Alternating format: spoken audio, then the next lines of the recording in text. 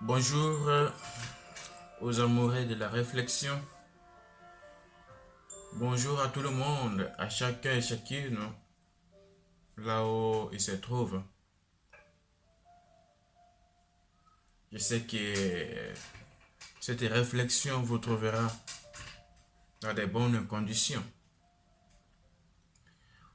Aujourd'hui, nous voudrions commencer une série de réflexions non seulement philosophiques, mais éthiques. Parce que aujourd'hui, pour celui qui est attentif aux relations interhumaines, actuellement, comme je vous parle, et pour quelques décennies, quelques années passées,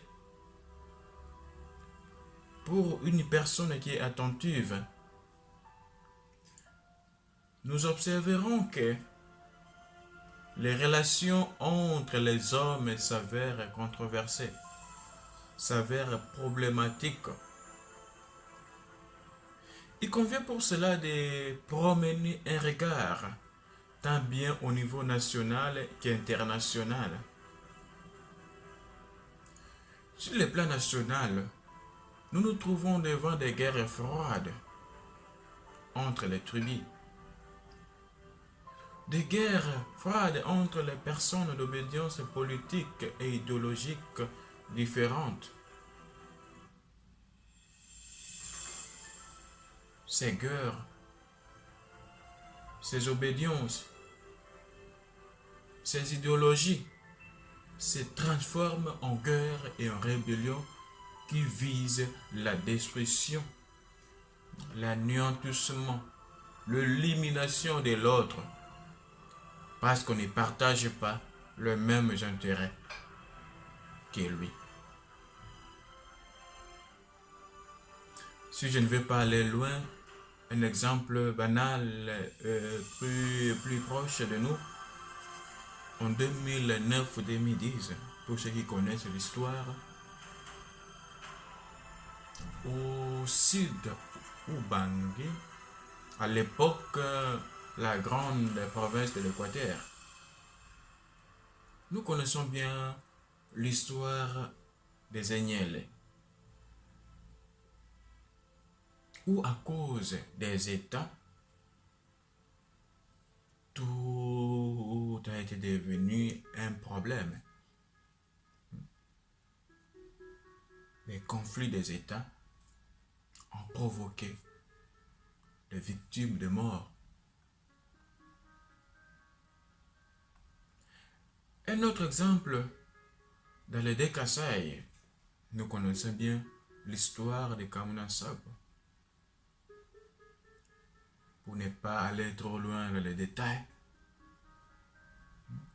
juste énuder la rébellion de Kamuna Sabo est une rébellion initiée par la milice Kamuna Sabo contre les forces de la sécurité de l'État congolais dans le Kasaï. Et nous savons encore celle de Banounou, de Batende, à Nyumbi. Ceux qui connaissent en 2018, là ils n'ont pas eu des élections en temps voulu. Ces conflits à Nyumbi ont bouleversé toute conscience humaine et prise de respect et de dignité humaine.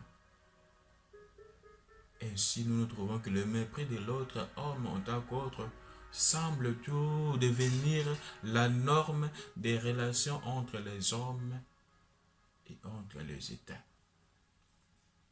Alors pour nous, observant tout cela, eu égard à ces drames, à tout ce qui se passe actuellement dans le monde, nous trouvons nécessaire d'interroger la problématique du visage de l'autre.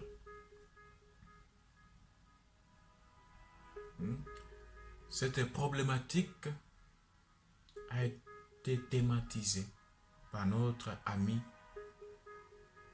le philosophe Emmanuel Levinas. Et puis, cette problématique du visage c'est pour ressortir la notion de la responsabilité autour de laquelle pourront tourner de bonnes relations entre les hommes.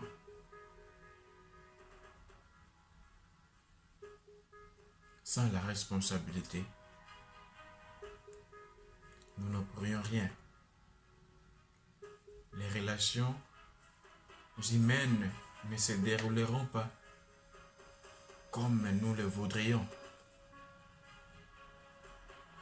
Alors pour ce faire, le grand titre c'est de visage et responsabilité. Et puis pendant cette série de réflexions, nous aurons 3 grands points. Là, le premier grand point, nous allons montrer comment notre Lévinas, notre ami, faire le passage de l'éros au visage. L'éros, comment est arrivé à la découverte du visage.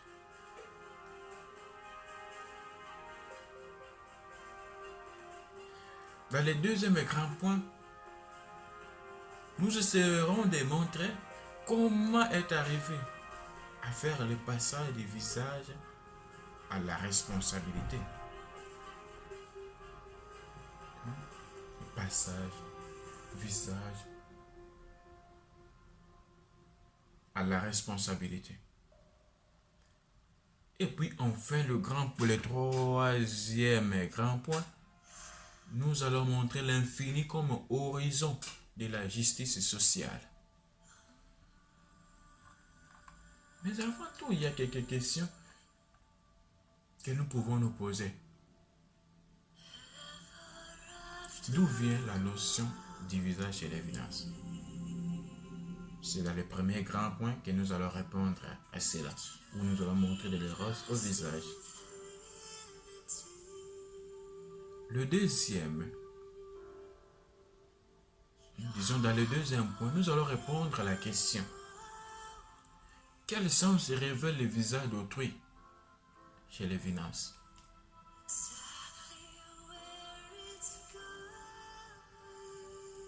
Et puis, la troisième grande question est: vers quel horizon ces visages pourraient-ils nous conduire dans un contexte sociopolitique africain et mondial? Ce sont ces 3 questions-là que nous allons au moins essayer de répondre pendant ces séries de réflexions où nous attendrions aussi vos réactions, vos contributions pour comprendre l'essence des relations que nous devons entretenir aujourd'hui pour la bonne marche de notre société. Tout à l'heure, pour ne pas tarder, passons au premier grand point, comme je disais, de l'éros au visage. Ça, c'est le grand titre du premier point, qui aura des sous-titres que nous aurions à développer dans chaque série de réflexions. De l'éros au visage. Donc, avant d'entrer dans le vif de notre réflexion, notre étude, il nous faut préciser clairement comment Lévinas est arrivé à la découverte du visage dans son parcours philosophique.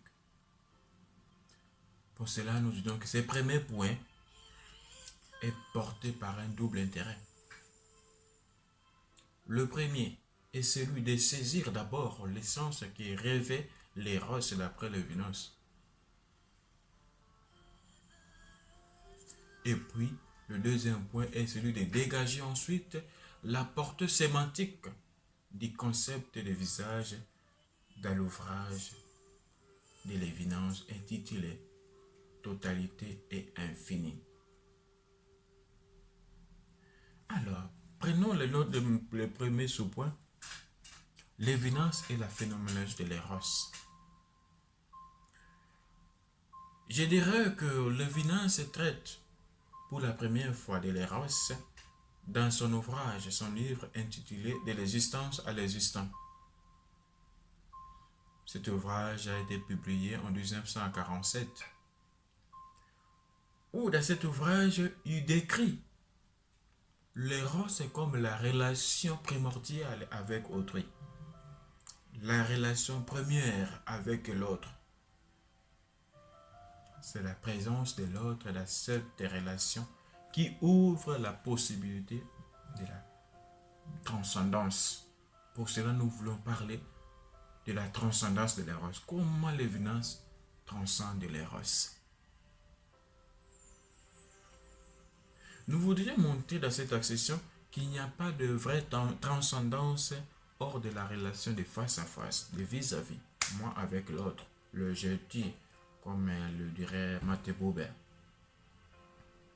La transcendance est un événement qui interrompt le circulaire retour du soi à lui-même.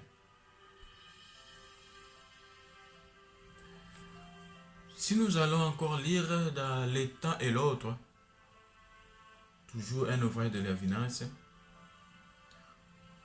Lévinas évoque aussi la mort, qui pour lui est un événement le plus réfractaire, qui met un terme à la vérité et à l'héroïsme constituant les sujets. Donc la mort ne peut rien nous dire de la transcendance. S'il vient mettre le terme, le sujet, donc la mort ne peut rien nous dire de la transcendance. Puisque son advenir, le sujet est écrasé, le sujet est anéanti, le sujet est annihilé, si nous pouvons dire. Dans la relation de face à face avec l'autre, le sujet est sans plus de pouvoir. Face avec l'autre, le je n'a plus de pouvoir. Mais son intégrité comme soi est maintenue. En outre, nous voudrions dire, dans la mesure où c'est aussi au travers de la relation avec l'autre qu'est rendue possible la relation du sujet avec le futur, la relation avec l'autre est l'accomplissement même du temps. Or, comme poursuit l'évidence dans les temps et l'autre, tout comme dans l'existence à l'existant, la relation érotique est le prototype de la relation avec l'autre. L'évidence dans ses analyses confère à l'éros une importance capitale. Pour lui, la relation érotique constitue la forme originelle de la relation avec l'autre. Notre auteur témoigne d'une audace qui n'est pas aussi en deçà de celle de Platon. Pourtant, il n'estime pas que c'est l'abîme philosophique qui le sépare de Platon.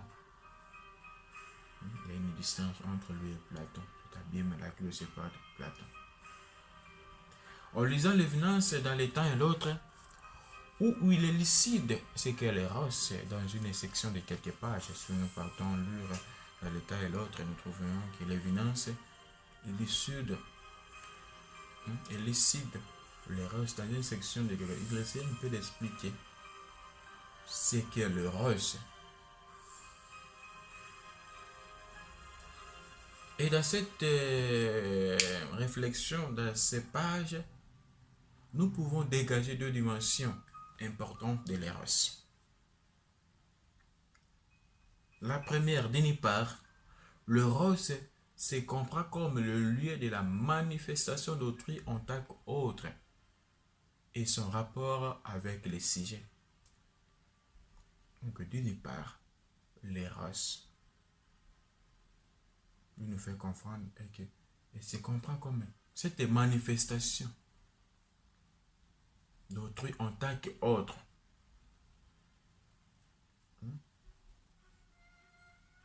Et son rapport avec les sujets, le je, le moi.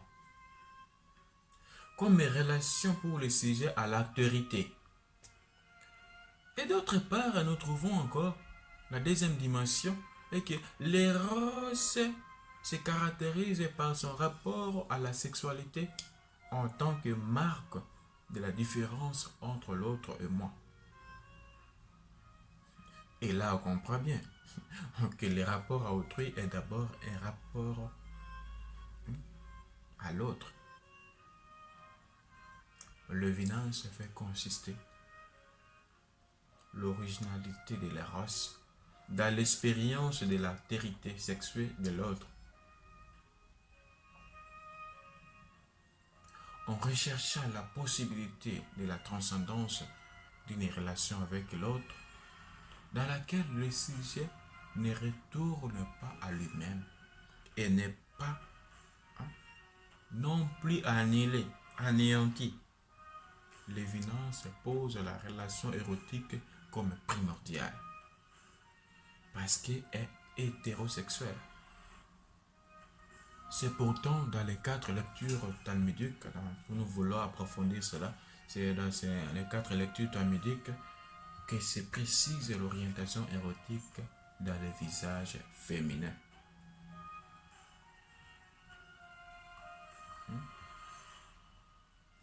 Et là, directement, nous pouvons aborder le deuxième petit sous-point, celui qui est de l'ambiguïté de l'amour, si nous pouvons enchaîner.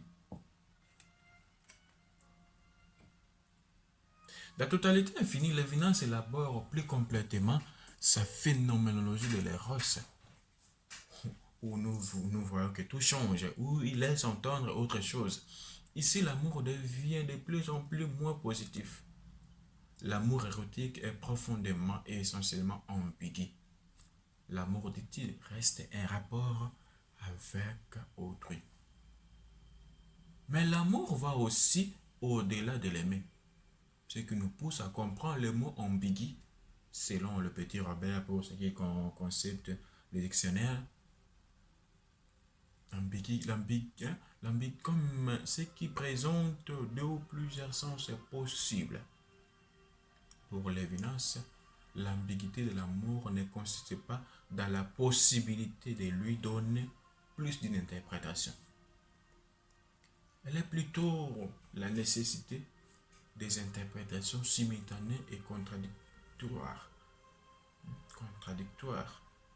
qui ne sont ni synthétisées ni unies. L'évidence nous dira encore que l'événement métaphysique de la transcendance ne s'accomplit pas comme amour, mais la transcendance du discours est liée à l'amour. En fait, l'amour est orienté vers l'autre. L'amour est orienté vers l'autre. Le même. Mais il est aussi inévitable qu'il nous rejette en descend de l'immanence même. L'amour, dès lors, se comprend comme un événement situé à la limite de la transcendance et de l'immanence. Dans l'amour coexistent désir et besoin, désir métaphysique et désir érotique, transcendance et concupiscence. Le plus encore, l'évidence suggère non pas que l'un ou l'autre l'emporte chacun à leur tour, mais bien plutôt qu'ils s'imposent simultanément. Cette ambiguïté et cette simultanéité sont le sens même de l'amour. Donc l'amour trouve son essence, je parle de l'essence, pas sens mais essence. L'amour trouve son essence, son originalité, sa nature même, son soubassement dans l'ambiguïté, la simultanéité.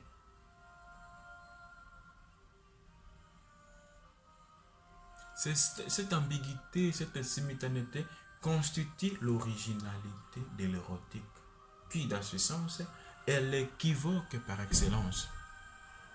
La dimension de transcendance est quant à elle attribuée au fait que l'amour est une relation qui va aussi au-delà de l'aimer, au-delà de l'autre.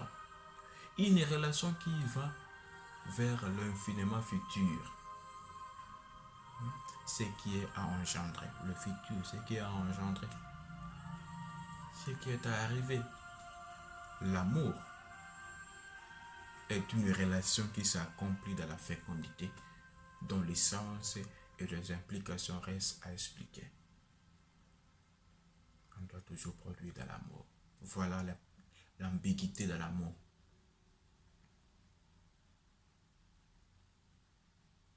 Et puis tout alors, Lévinas nous invite à passer l'amour éthique plutôt qu'érotique. Quand on parle de l'amour, de quel amour s'agit-il? Éthique ou érotique? Lévinas préfère un amour éthique plutôt qu'érotique. Plus tard, nous arrivons à comprendre que dans la philosophie de Lévinas, l'amour sera dissocié de l'éros, séparé, qui fait l'objet d'énoncés de plus en plus négatifs. L'éros signifiera l'amour sexuel ou sentimental, tandis que le mot amour commence à jouer un nouveau rôle. C'est une nouvelle façon de décrire la relation éthique, de laquelle l'éros est progressivement dissocié.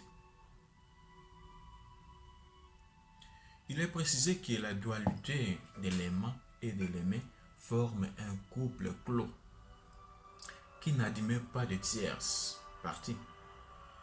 Dans l'amour, ma relation avec l'aimé épouse ma capacité de relation. Rien n'est laissé pour qui que ce soit d'autre.